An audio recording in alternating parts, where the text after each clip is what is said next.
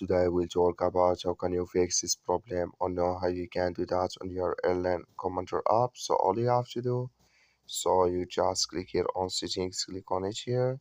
When just click on settings, it's going to show for you a list like this here.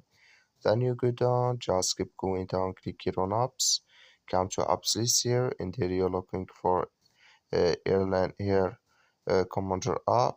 So you just click on search, then here add Airline Commander app. It's going to show for you like this here. Click on it. So then it's going to take you to this list. Click here on for stop. Then you click on OK. Then you go down. Just click on storage. You come to storage list here. Just click on clear cache. Then all you have to do.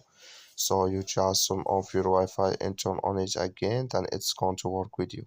That's all you have to do. Thank you for watching. Don't forget to support us by like and subscribe.